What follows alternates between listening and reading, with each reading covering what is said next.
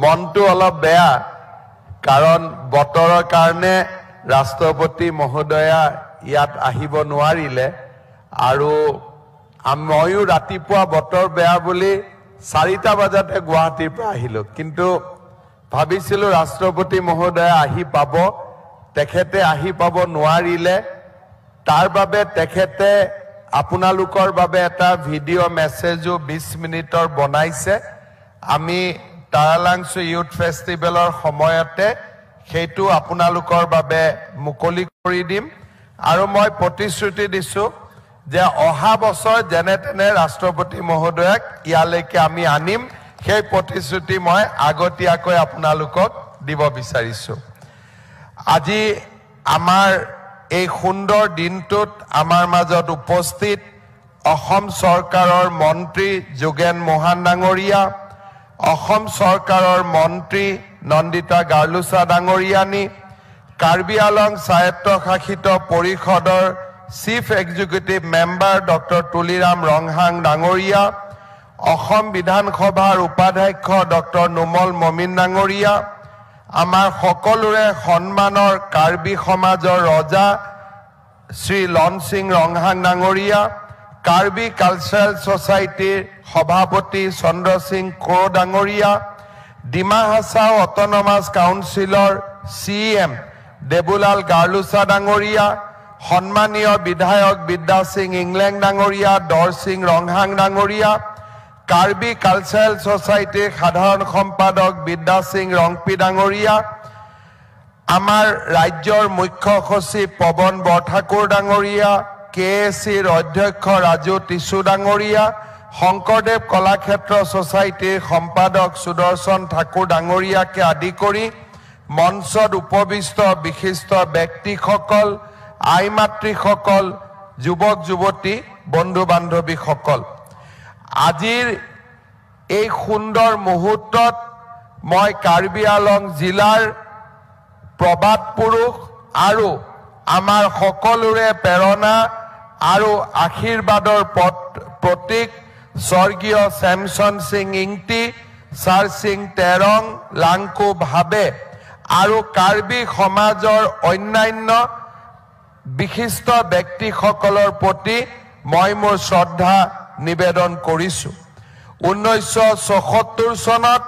Karbi youth ফেষ্টিভেলৰ বিজয় যাত্ৰা আৰম্ভ হৈছিল আৰু আজি 50 বছৰ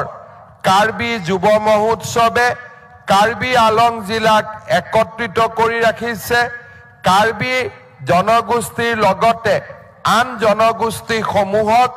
মিলনৰ ছন্দৰে একত্ৰিত কৰি ৰাখিছে কেইদিনমান আগতে মই কাৰ্বি আলং জিলালৈ আকৌ এবাৰ আহিছিলো আৰু সেই সভাতে কাৰ্বি সমাজৰ লোক পৰম্পৰাৰ ওপৰত মই দীঘলীয়াকৈ মোৰ বক্তব্য আগবঢ়াইছিলো আজি আমি কাৰ্বি সমাজৰ ৰজা লং সিং ৰংহাং ডাঙৰীয়া আমাৰ মাজত উপস্থিত আছে আমাৰ কাৰ্বি সমাজে এখন ৰাজতান্ত্ৰিক সমাজ গণতান্ত্ৰিক ব্যৱস্থাৰ জৰিয়তে কি ধৰণে ইমান দিনে সঞ্জীৱিত কৰি ৰাখিছে সেয়াও আমাৰ বাবে প্ৰেৰণাৰ প্ৰতীক মই আজিৰ এই সভাত কাৰ্বি ইউথ ফেষ্টিভেলে যি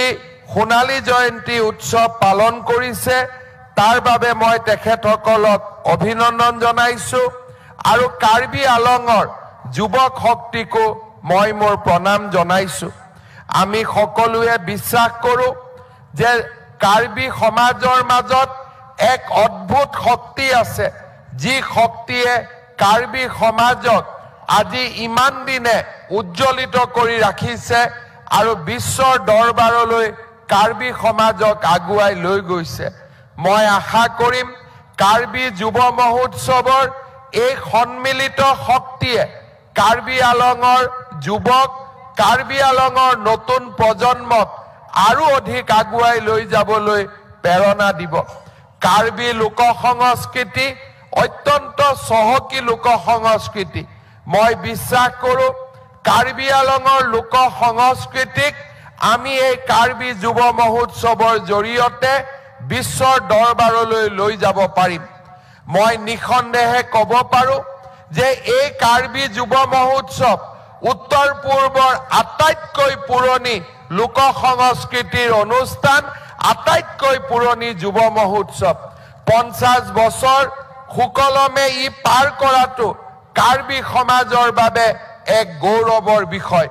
মই 50 বছৰ অতিক্ৰম হোৱাৰ পিছত মই অনুভৱ কৰো যে এই যুৱ মহোৎসৱক আমি এক নতুন মাত্ৰালৈ লৈ যোৱাৰ সময় আহি পৰিছে। যোৱা 50 বছৰৰ সফলতাক বুকুত বান্ধি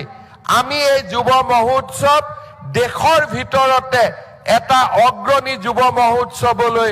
আমি ৰূপান্তৰ কৰিব পাৰো। আজিৰ সভাতে মই আপোনালোকক আনুষ্ঠানিকভাৱে জনাব খোজো যে এতিয়াৰ পৰাই কাৰ্বি যুৱ মহোৎসৱক যাতে ভাৰতৰ ভিতৰতে এক শ্ৰেষ্ঠতম যুৱ মহোৎসৱলৈ আমি লৈ যাব পাৰো, তাৰ বাবে এতিয়াৰ পৰা অসম চৰকাৰে কাৰ্বি যুৱ মহোৎসৱ পালন কৰিবলৈ প্ৰতি বছৰে 3 কোটি টকাৰ এটা আৰ্থিক সাহায্য আগবঢ়াব। এই 3 কোটি টকা ৰাজ্যৰ সাংস্কৃতিক বিভাগে প্ৰতি বছৰে আমাৰ কাৰ্বি আলং যুৱ মহোৎসৱৰ বাবে প্ৰদান কৰিব। তাৰ লগতে কাৰ্বি আলং অট'নমাছ কাউন্সিল আৰু কাৰ্বি আলঙৰ ৰাইজৰ সহযোগত এই যুৱ মহোৎসৱক আমি ভাৰতৰ ভিতৰতে এটা সৰ্বশ্ৰেষ্ঠ যুৱ মহোৎসৱলৈ ৰূপান্তৰ কৰিম। আজি সোণালী জয়ন্তীৰ দিনা তাৰ বাবে আমি আকৌ এবাৰ সংকল্প গ্ৰহণ কৰিছো। শ্ৰদ্ধাৰ ৰাইজ, আজি মোৰ নিজৰে বেয়া লাগিছে যে ৰাতিপুৱা 9 বজাৰ পৰা আপোনালোকে এনেদৰে অপেক্ষা কৰিছে। সমগ্ৰ হেলিপেডৰ পৰা যুৱ মহোৎসৱৰ ৰাস্তাটোত দুইপাৰে যুৱক যুৱতীসকলৰ উৎসাহ উদ্দীপনা আৰু আজিও এই সভাত 3 বজালৈকে আপোনালোকৰ উপস্থিতি ই প্ৰমাণ কৰে যে আপোনালোকে এই যুৱ মহোৎসৱটোক অন্তৰৰ পৰাই গ্ৰহণ কৰে, অন্তৰৰ পৰা মৰম কৰে আৰু ভাৰতৰ ৰাষ্ট্ৰপতি মহোদয়াক আজি আপোনালোকে আপোনালোকৰ মাজত পাবলৈ উদ্গ্ৰীৱ হৈ আছিল। মই পুনৰ এবাৰ আপোনালোকক প্ৰতিশ্ৰুতি দিছো যে অহাবাৰৰ কাৰ্বি যুৱ মহোৎসৱত ৰাষ্ট্ৰপতি মহোদয় উপস্থিত হ'ব আৰু কেতিয়াবা ভাল দিনত এনেকুৱা যুৱ মহোৎসৱত আমি ভাৰতৰ প্ৰধানমন্ত্ৰী ডাঙৰীয়াকো লৈ অহাৰ বাবে আমি নিশ্চয় প্ৰচেষ্টা কৰিম। পুনৰ এবাৰ এই কাৰ্বি ইউথ ফেষ্টিভেলৰ লগত জড়িত আটাইকে